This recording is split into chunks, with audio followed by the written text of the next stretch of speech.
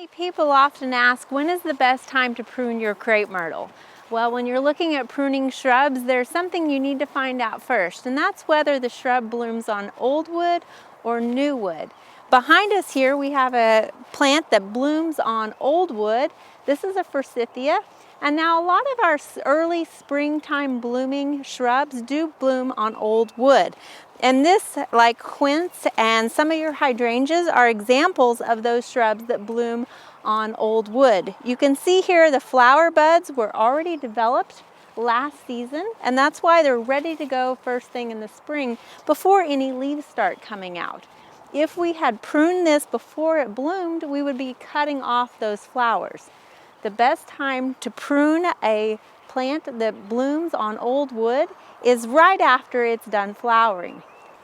Now, crepe myrtles, they bloom on new wood.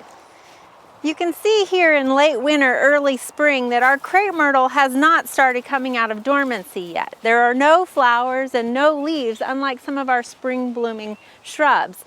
This one blooms a little later in the season, and as we stated, it does bloom on new wood.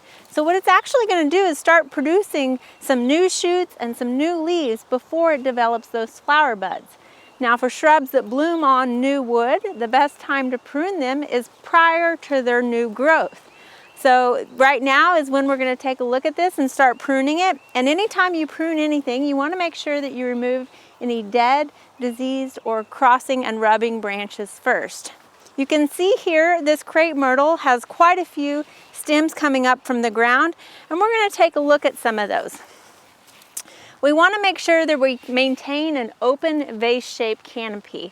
They like a lot of good airflow, and this will help reduce any disease or fungus that might come in here as well. Now, here you can see a couple of branches that are crossing one another, and they're actually rubbing and bruising each other on the sides of them. So we're going to go ahead and take one of those out. Now, how do you determine which of the rubbing branches to remove? Well, again, looking at this, we're going to remove the one that is growing more towards the center of the canopy. This one is growing outward, and so that's the one that we're going to keep. We've got a nice sharp pair of loppers here, and we're going to try to get down as low as possible on that stem and remove that branch.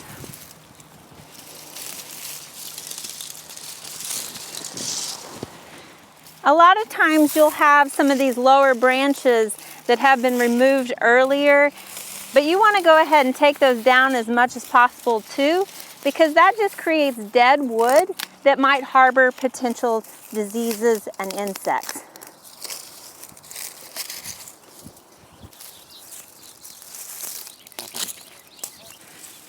Now, on this same branch that you can see where it was rubbing, we also have a dead stem here, so we're just going to take our pruners and go ahead and cut that out. You'll see we also have another little stem here, and this just is kind of going to be some weak growth. It's not really going to add anything. What we're looking for is a mature plant that's going to have these beautiful large stems, and so this one we're going to go ahead and take out as well. And you can see how that opens up the interior here a little bit more, again allowing for good airflow. So we're just going to continue this around the plant, again making sure that we are making the proper cuts. You don't ever want to step back and look and see that you've pruned one side too much and the other side is lopsided then. Now that we've pretty much finished pruning this one, you can see how it's got a nice vase shape to it. It's got an open interior to allow for good airflow. And you can see we took a little bit off, but not too much. You never want to prune more than 1/3 of the plant away. In this way, it still has plenty of vegetation once it starts coming out of dormancy to establish more growth. Now, this is not a mature plant just yet, so we'll need to continue to do this. And of course, if you ever see any suckers or small shoots starting to come from the roots, you want to make sure to trim those back as well, because we just want to maintain these trunks that are here now. Now, behind us we have one more crepe myrtle that's a little bit larger. You can see it's almost mature, and how beautiful this bark is starting to establish itself. As they get bigger, you're going to want to just continue to prune these lower branches up so that you can keep that lifted and see the trunks below it. And the last thing a lot of people ask about are these dried seed heads that are from last season. Now, if they do bother you, because they will maintain there as the new growth is coming out, and they tend to make it look a little bit dried and dead looking. So what you can do is just get some leather gloves and easily strip them like that. But there's no reason to really go through and prune anything. It's more of an aesthetic thing. So here we have some that are much taller than what we can reach, and you'd have to get on a ladder. And so we're just gonna leave them, and the vegetation will soon cover those dried seeds over.